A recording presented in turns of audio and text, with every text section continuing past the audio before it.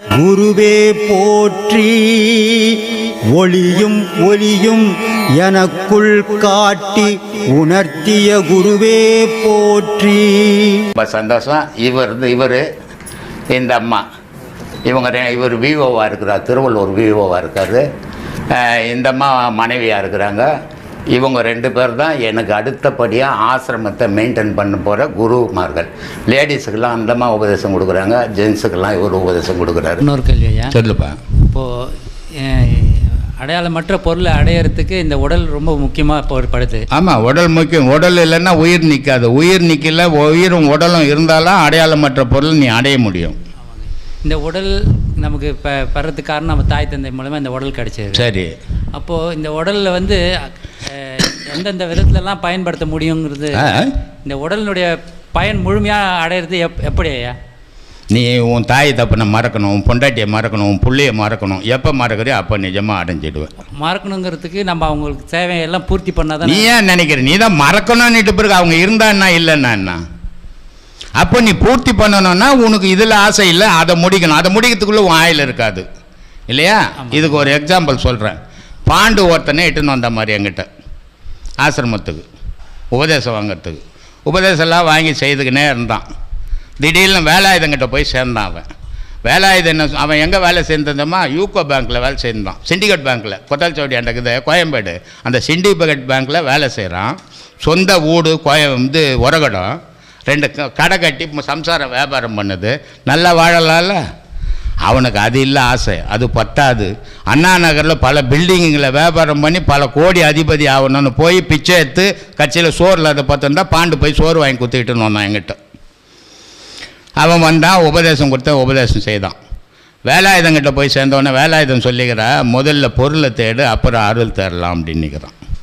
இவன் அதோட போயிட்டு இருந்தான்னா பிரச்சனை இல்லை.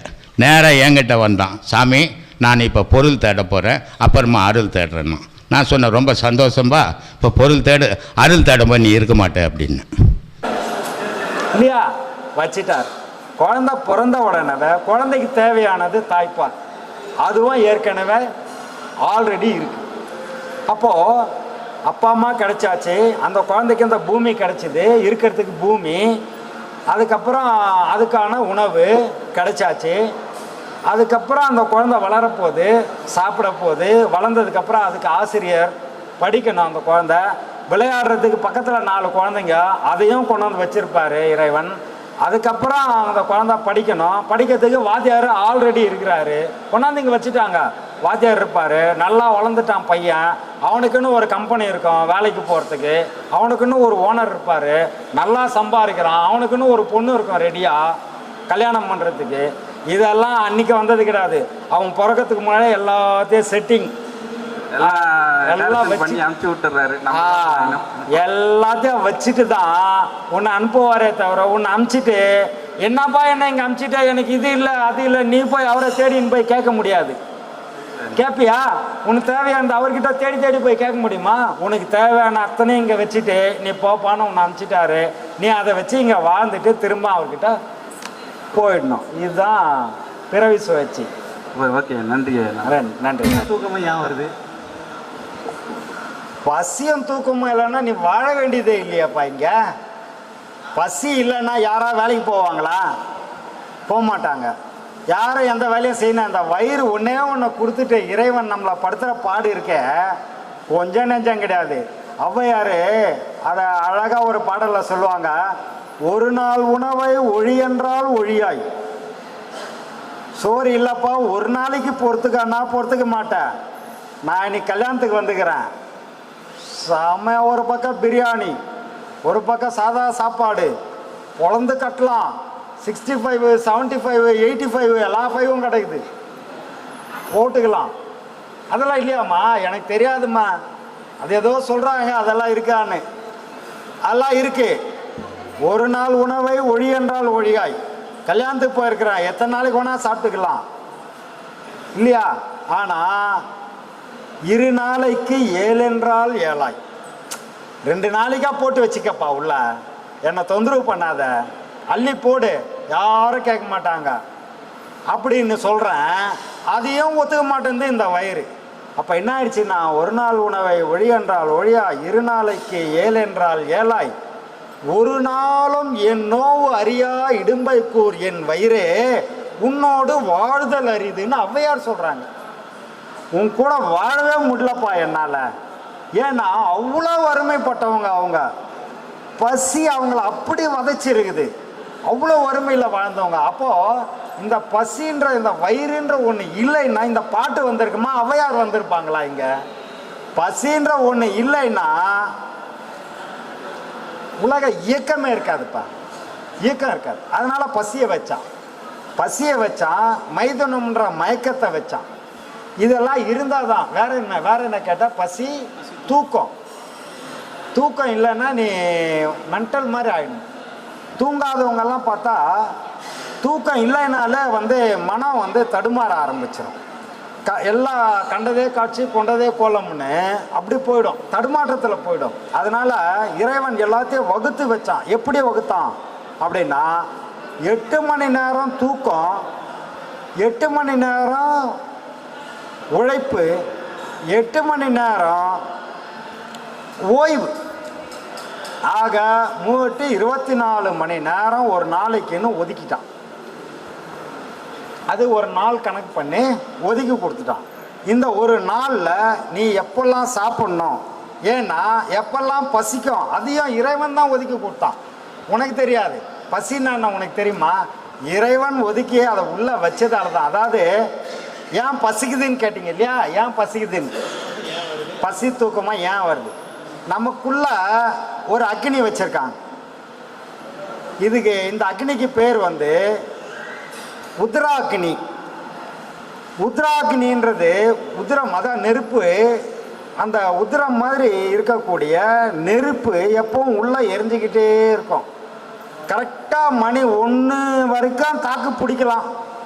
சுகர் வந்திருந்தால் 12:30 முடிஞ்சிச்சு, அதுக்கு மேலே தாங்க முடியாது. சுகர் எதுவும் இல்லைன்னா 1, 1:30 வரைக்கும் தாக்கு பிடிக்கலாம். அதுக்கு மேலே அந்த உத்ராக்னி என்ன பண்ணோம், எரிய ஆரம்பிச்சிடும் கொழுந்து விட்டு. அது உள்ள எரிய ஐயோ பசி தாங்க முடியல, வயிறு எரியுது, எதனா ஒரு கிளாஸ் டீயாவது கொடுப்பான்ருவாங்க. அப்போ என்ன ஆயிடுச்சுன்னா, இதை இறைவன் அங்கே வச்சதுனால இந்த வினையை ஏற்படுத்திருக்கு. அந்த ஆளுக்கு ஒரு வேலை வெட்டி இல்லை, இதை வேற தந்து அந்த வயிற்றுக்குள்ளே வச்சுட்டு அது எரித்து நம்மளை உயிரை எடுக்குது. அப்போ எதையோ ஒன்று போட்டால் தான் சும்மா இருக்கும். அதனால் பசின்னு ஒன்றை வச்சு சாப்பிட வச்சான். இந்த சாப்பிட வச்சதால தான் உடல் வளர ஆரம்பிச்சது. இல்லைன்னா பிறந்த குழந்த மாதிரியே நீ இருப்ப. இப்போ இயக்கம் வேணும், உடல் வளரணும். அதுக்கு என்னன்னா வளர்சிதை மாற்றம்னு சொல்லுவாங்க. அந்த வளர்சிதை மாற்றம் எப்படி ஏற்படுதுன்னு சொன்னால் உணவின் மூலயமா ஏற்படுது.